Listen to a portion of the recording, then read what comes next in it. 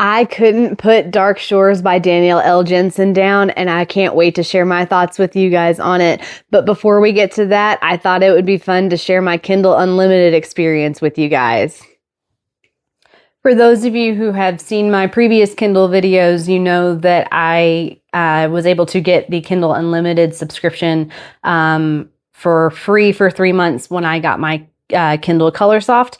And I've been really trying to use that as much as I can here lately and make the most of it. And I've actually really enjoyed it because it's actually, for me, has been helpful. I've been able to find copies of books that otherwise have like really long wait lists at my library, or just all the copies are unavailable. This allows me to get access to copies that I wouldn't be able to otherwise, which has been really great because I've put off getting Kindle Unlimited for a while because I didn't think I would be able to make good use of it because I used the library so much. So this has been really, really helpful in that respect. But for those who aren't familiar with what Kindle Unlimited is, it is a monthly subscription service that allows you to essentially borrow up to 20 Kindle ebooks that are available within the Kindle Unlimited service. And you can use them anywhere across any of your devices and your Kindle app. There's no due date. You can read them, return them when you're done with them for as long as you have the subscription. And kind of just wanted to maybe show you guys a little bit about what it looks like on the Kindle. So this is my home screen on my Kindle, shows my library. So if a book is available on Kindle Unlimited, it's going to have that Kindle Unlimited banner at the top. That'll be really helpful for you to kind of, that helps to tell, what book is in Kindle Unlimited versus what isn't. If you have a Kindle, most of them, they will show you, there is like a books you may like in Kindle Unlimited tab that you can click on, and it'll give you recommendations based on what you've checked out, what your reading patterns are on your Kindle. So that has been kind of helpful for me. Otherwise, you can just type a title in the search bar, and if it comes up, if it is in Kindle Unlimited, like I said, it will have that banner on there that says Kindle Unlimited. This to give you an idea, if it's part of a series, you can click in and see the type of, the number of like titles that are free to borrow. This one, it says it has 6 titles. 7 titles in this series are actually available on Kindle Unlimited. It doesn't include the one you've already got downloaded if you do. So I have the first book downloaded already. There are 6 others that you can get. It also has an option if you want to buy all of them. You are able to click the one-click option if you would rather buy the books and own them. There is an option to do that. But otherwise, and then if you tap over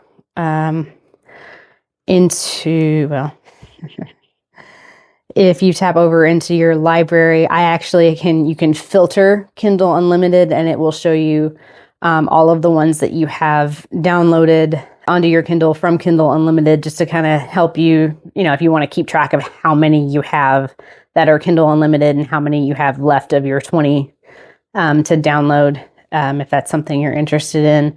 But yeah, like I said, I am really enjoying it. I'm finding, lots of titles by authors that I'm a fan of that I didn't realize were on Kindle Unlimited. So I'm eager to continue taking advantage of that, and may possibly keep going with it after the free offer runs out.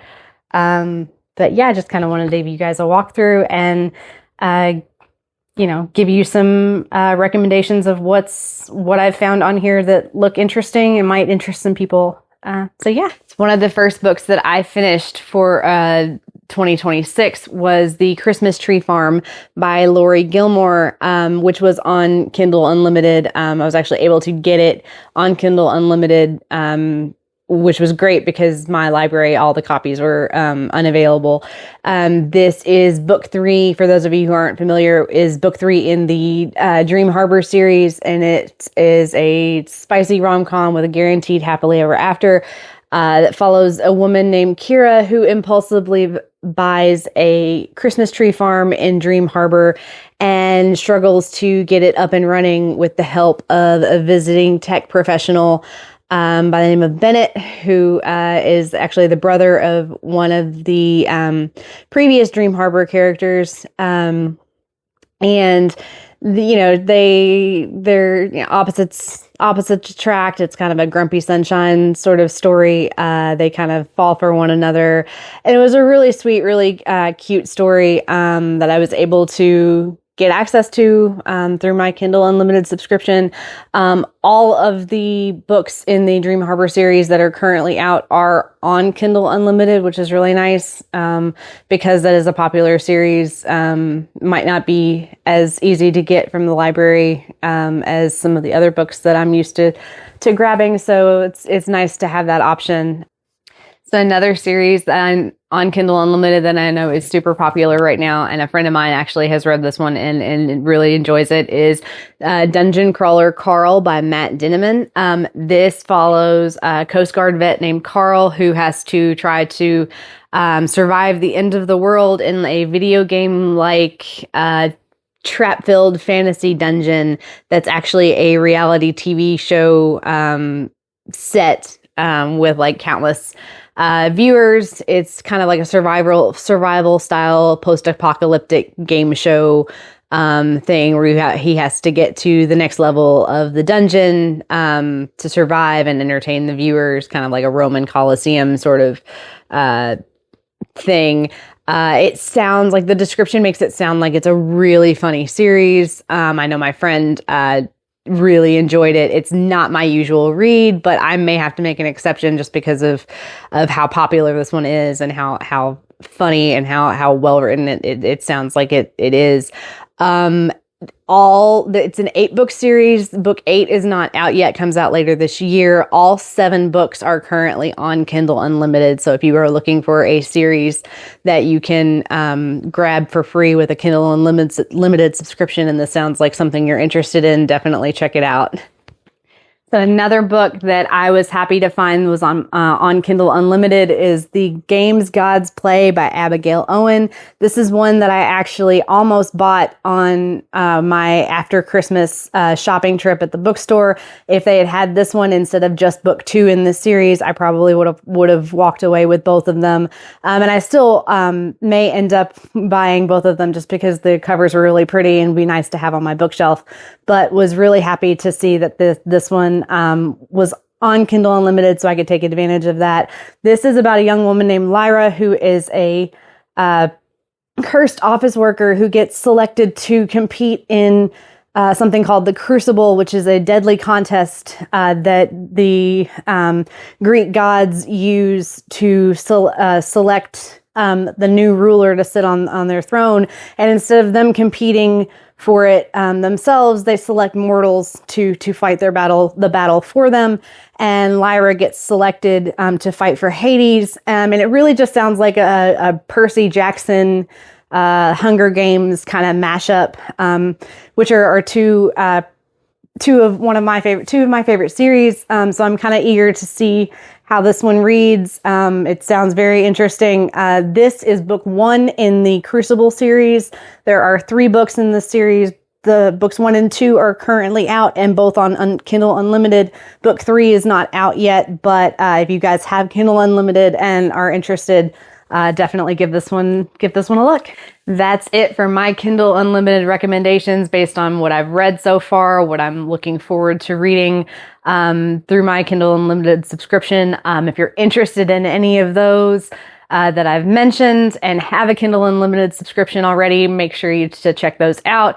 If you don't have one yet and this made you even more interested in trying it out and it's an option for you, definitely look into that. But otherwise, let's dive right into my review of Dark Shores by Danielle L. Jensen.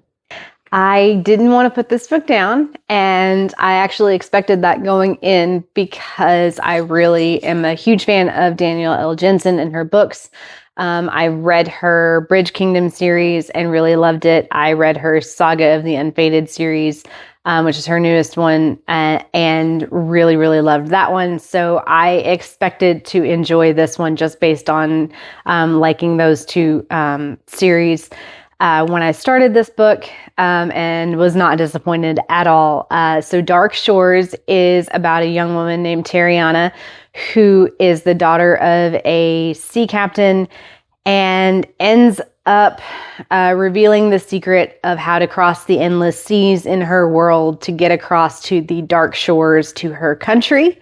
And the Empire uses her to use that information to get across to her country to try and conquer her people. And she makes a deal with them to help them in order to keep her mother and her crew alive and safe, while she helps them find paths back and forth, safe paths for them to across the endless seas to the dark shores,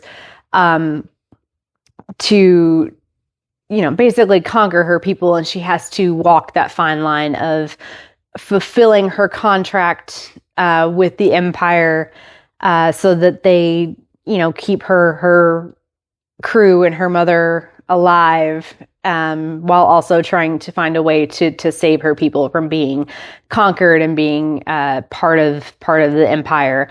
I know it's a really really great fantasy novel. It's a book 1 of her Dark Shores series. Books 1 through 3 are available on Kindle Unlimited. I did end up buying book 4 because I liked this series so well. I didn't want to not be able to finish the series. But I really did enjoy this one. One of the things I really enjoyed in this novel was the world building. Danielle L. Jensen does such a really great job with building the worlds in her fantasy novels, at least the ones that I have read. And this one in particular takes a lot of elements from Roman Empire, Roman times. Like the Empire in here is very, very based on Roman Empire, like conquering, sort of legions and that sort of thing, which was kind of familiar to me just from, like I said, reading her Saga of the Unfated series is heavily based on Norse mythology. So it kind of made sense that this, as an older series of hers, but it made sense that this kind of would have some real life historical sort of parallels when she was building that world. And she did a really great job kind of instilling a lot of that into this one, I think. And it definitely helped keep my interest for sure. The world building was just really well done. For me, just kind of helped, keep me immersed in the story. Felt like I was there. It was just really, really nice. One of the things I always love about the fantasy genre in general, and Danielle L. Jensen's books in particular, is the way that she's able to just kind of drop you into this world that she's created, which was really, really fun. So this was definitely more a fantasy novel than a romance novel. So not what I've been typically reviewing in the past. If that's, something that interests people more, this might be more people's speed. If you're not a big romance fan, I mean, there was a romance subplot between the two main characters, Tariana and Marcus, and that will seems like that is the way this ended seems like it's likely to continue throughout the series. But it's not like the main theme of the story, which is, it's not the main focus. So if that's, if you're more of a fantasy reader than a romance reader, this might be something, more that you're interested in. It's also, like I said, it's not heavy on the romance. It's not heavy on the spice at all. So if that's more your speed, I would definitely give this one a check. Definitely check this one out if you're a fantasy genre fan over romance, for sure. So the characters in this one were very, very engaging for me. Tariana has a lot that she struggles with throughout the book. Because this is a series, it's the way it ends. It does end on a cliffhanger because there are books that come after it. So it's not something that her struggles are easily resolved at the end of this book. It's something that, like, she's going to have to, I think, deal with ongoing through this series.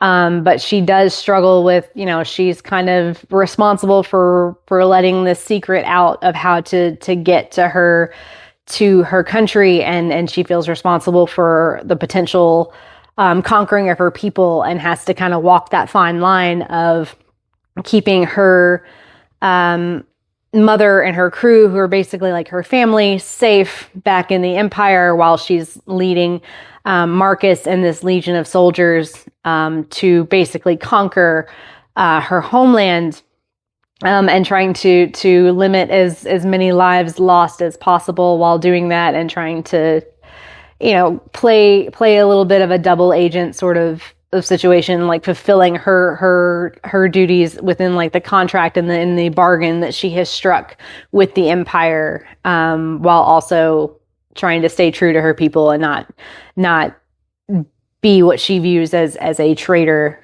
to her people and to herself. And Marcus also has his own reasons for going on this campaign and doing all of this. And, they've both really been put in hard spots and kind of have to work their way out of it. And again, it's not really resolved at the end of this book because there are 3 other books after it in the series.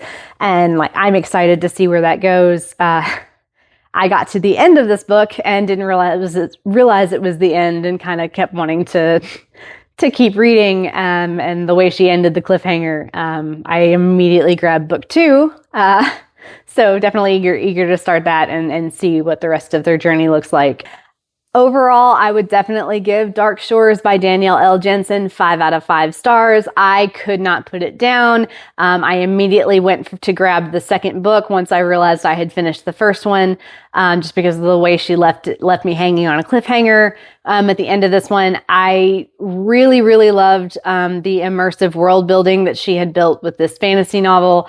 And it was a nice change of pace after reading so many holiday romances to jump right into a fantasy novel for a change. So this was definitely a good one to jump into for me.